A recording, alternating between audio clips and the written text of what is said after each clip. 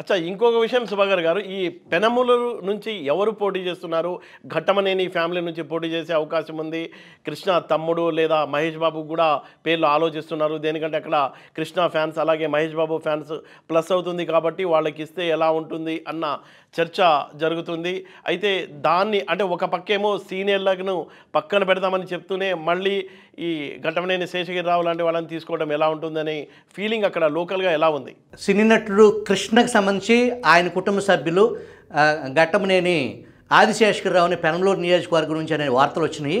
అది నిన్న చంద్రబాబుని హైదరాబాద్లో ఆయన నివాసంలో పెనమలూరు సీటు తనకి ఇవ్వాల్సిందిగా ఆయన కోరారు అనేది వార్తలు వచ్చినాయి. అయితే దీనికి సంబంధించి టీడీపీ అధిష్టానం ఎటువంటి ప్రకటన విడవలేదు. బహుశా ఇప్పుడు ఈరోజు ప్రకటించే జాబితాలో పెనమలూరు ఉండకపోవచ్చు. ఒకవేళ పెనమలూరు దిశగా పెనమలూరుకి ఘట్టమనేని ఆదిశేషగిరిరావుని కనుక పరిశీలించి అతని అభ్యర్థిత్వం కనుక టీడీపీ ఆలోచిస్తే అది పప్పులో కాలేసినట్టే. వాస్తవానికి గతంలో ఆయన టీడీపీతో ఉన్నారు, మధ్యలో వైసీపీతో ఉన్నారు. ఆ తర్వాత ఇప్పుడు మళ్ళీ టీడీపీ అనే వ్యవహారం. ఇక్కడ కృష్ణ ఫ్యాన్స్ అని చెప్పుకునే ఏదైతే ఆ మహేష్ బాబు కృష్ణ ఫ్యాన్స్ వాళ్ళు ఎంతో కొంత ఉపయోగపడతారు పెనమలూరు సీటు కృష్ణ కుటుంబానికి ఇస్తే అనే దాంట్లో అర్థం లేని వ్యవహారం అది. గతంలో ఏదైతే యంగ్ బిజినెస్ ఎంటర్ప్రీనర్గా ఉన్నటువంటి అమర్ రాజా సంబంధించిన పారిశ్రామికవేత్త గల్లా జయదేవ్ స్వయాన సూపర్ స్టార్ కృష్ణకు అల్లుడు. ఆయన ఈ ప్రభుత్వం పెట్టే ఒత్తిళ్ళకి భయపడి ఆ వ్యాపారాన్ని కర్ణాటకకి, తమిళనాడుకి, తెలంగాణకి మార్చుకున్నారు.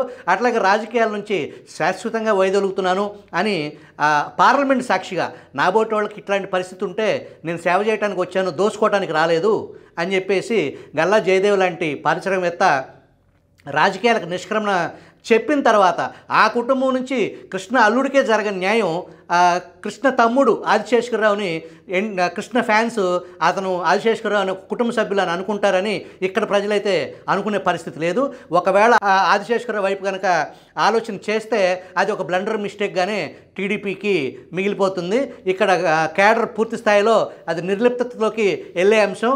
ఒక పక్కన సీనియర్స్ని లేదంటే ఓల్డ్ ఎక్స్ట్రా లగేజ్ని డెడ్ వెయిట్ని దింపేసుకుందాము, యువకులు ఉత్సాహవంతులు తనతో పాటు రాబోయే 30 సంవత్సరాలు 40 సంవత్సరాల్లో పార్టీని బలంగా ముందుకు తీసుకెళ్లాలని నడిపించే ఉద్దేశం ఉండి ఆ పరిస్థితులు ఉన్నవాళ్ళు మాత్రమే ముందుకు తీసుకెళ్దామని చెప్పేసి ఆలోచనలో లోకేష్ ఉండగా ఘట్టమనేని ఆదిశేషగిరిరావుని ఇప్పుడు తీసుకొచ్చి పెట్టి ఒకవేళ గెలిచిన తర్వాత ఆయన స్థిర నివాసం హైదరాబాద్లో ఉంటుంది.